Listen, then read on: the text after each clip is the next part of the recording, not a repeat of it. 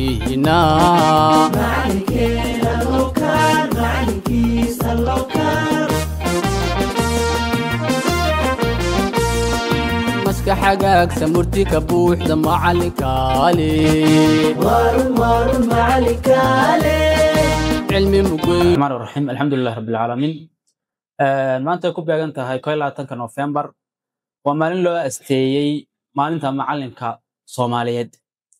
waxaan halkan uga hambalyeeynaa dhammaan macallimiinta ummadda Soomaaliyeed meel kasta ay joogaan. macallimiintu waxay door muhiim ah ka qaataan barbaarinta ubadka iyo mustaqbalkooda.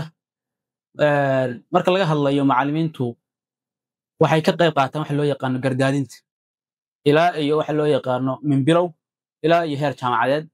marka dhammaan waxaan ugu hambalyeeynaa maalintaas loo asteeyay maalinta macalinka Soomaaliyeed. diinteena suuban ee islaamka iyo hadafka macalinka ay siisay runtii haddaan laba meelood ka istaago quraankeena kariimka wuxuu ka qabaa iyo xadiisdeena suuban maxay ka qabaan.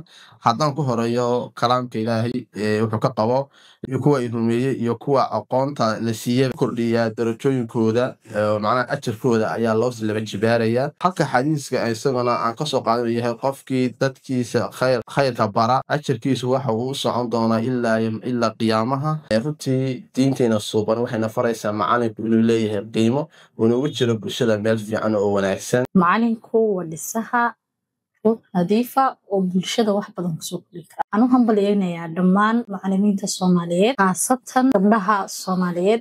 macalinku waa bare waa hage waa horumariye tiirka ugu muhiimsan ee bulshada sababtoo ah waa qofka soo saaray dadkii mustaqbalka ummadda hogaamin lahaa hadday aan lahayd dhinaca barashada taasoo dhan. saa darteed waxaa macalinku keliya ardayga ma baro waxbarasho keliya wuxuu sameeyaa inuu hago inuu la taliyo inuu maaragtay mustaqbalkiisa siduu u horumarin lahaa uu kala shaqeeyo. sidaa darteed ayaa macalinku uu yahay waxa ugu muhiimsan qofka ugu muhiimsan ee bulshada. هنا معلكينا لو كان معلكيسا لو كان مسك حقك سمرتي كبوح دم عليك علي وارن معلك علي علمي مقوي.